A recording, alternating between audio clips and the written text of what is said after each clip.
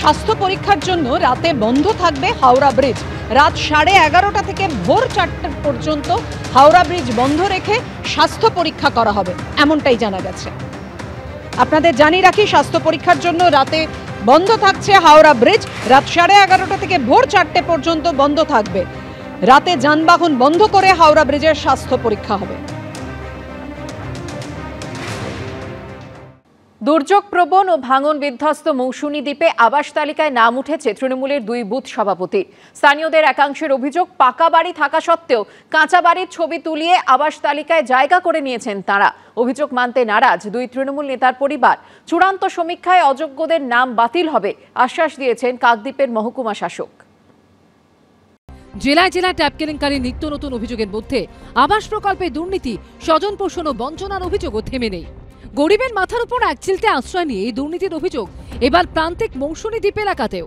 রাজ্যের মূল ভূখণ্ড থেকে বিচ্ছিন্ন যে দ্বীপে প্রাকৃতিক দুর্যোগ ও ভাঙন লেগেই থাকে, এহেন মৌসুমী দ্বীপে রাজ্য সরকারের আবাস প্রকল্পের তালিকায় নাম উঠেছে তৃণমূলের 2 বুথ সভাপতির। রাজ্য সরকারের আবাস তালিকার 26 নম্বরে নাম রয়েছে রতন মণ্ডলের। তালিকায় নামের পাশে লেখা স্যাংশনড, অর্থাৎ তা অনুমোদন হয়ে গেছে। একইভাবে রাজ্য সরকারের আবাস তালিকায় 207 নম্বরে নাম রয়েছে বংশীবিহারী মণ্ডলের। তালিকায় তার নামের পাশেও লেখা স্যাংশনড, অর্থাৎ তা অনুমোদন হয়ে গেছে। রতন মণ্ডল মৌসুমী গ্রাম পঞ্চায়েতের বাগডাঙ্গা তৃণমূলের বুথ সভাপতি। বংশীবিহারী মণ্ডল মৌসুমী গ্রাম পঞ্চায়েতেরই কুসুমতলা তৃণমূল বুথ সভাপতি। এলাকার গ্রামবাসীদের একাংশের অভিযোগ, প্রভাব খাটিয়ে তথ্য গোপন করে আবাস তালিকায় নাম তুলেছেন 2 তৃণমূল নেতা। পাকা বাড়ি থাকা সত্ত্বেও কাঁচা বাড়ির ছবি তুলিয়ে আবাস তালিকায় নাম ওঠানোর অভিযোগ উঠেছে তাদের বিরুদ্ধে। হ্যাঁ, বুথ সভাপতি যারা ঘুরছে পার্টিতে তাদের ঘর এসছে, আবার দুবার করে ঘর এসছে। কিন্তু কোন দলের পার্টিতে ঘর সব?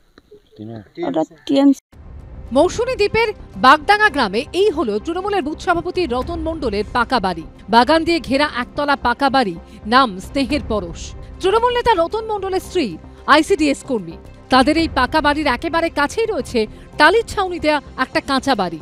অভিযোগ, প্রশাসনের লোকেদের এই কাঁচা বাড়ি দেখেই আবাস তালিকায় জায়গা করে নিয়েছে শাসক নেতার পরিবার। মৌসুমী দ্বীপের বাগডাঙ্গা গ্রাম, আমি দাঁড়িয়ে রয়েছি এখানকার তৃণমূলের বুথ সভাপতি রতন মণ্ডলের বাড়িতে। রতন মণ্ডলের এটা পাকা বাড়ি, তিনি তার পাশের একটি কাঁচা বাড়ি টালির ছাউনি, এই বাড়ি দেখিয়ে ছবি করেছেন এবং সেই ছবি মোতাবেক তার নাম স্যাংশন হয়েছে। কিন্তু প্রশ্ন উঠছে, পাকা বাড়ির মালিক রতন মণ্ডল কি শুধু তৃণমূল করা সূত্রে প্রভাব খাটিয়ে আবাস যোজনায় নাম উঠল? বাড়িতে রতন মণ্ডলের দেখা মেলেনি, তার স্ত্রীও কোনো সদুত্তর দিতে পারেননি। আমি এই বাড়িটা থাকি, ছেলেরা তো আজকালে জানেন তো, এবার তার দিদার কাছে থাকতো, আমার তার বাচ্চা কাচ্চা কেউ ছিল না। এবার উনি তার কাছে মানে আমার ছেলেটাকে নিয়ে রাখতো, ওইকে ভালোবাসতো, ওকে সব কিছু দিয়ে গেছে।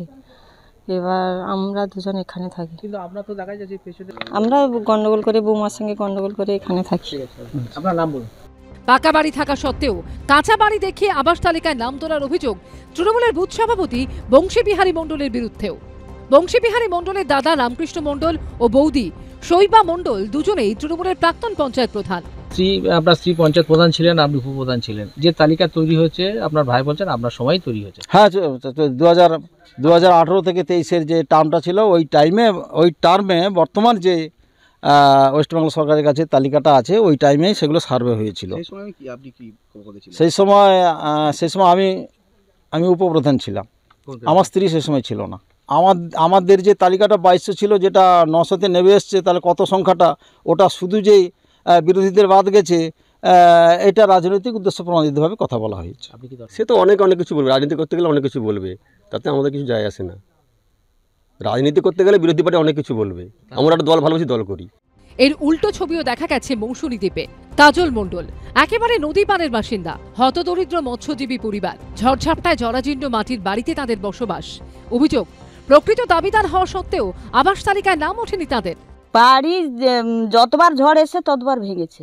হ্যাঁ, নাম আসে, ওরা কি বলে যে ভোট দাও, আমরা দেখছি বলে চলে গেল, আর পাত্তা নেই। এখানে কেউ আসেনি আপনার বাড়িতে?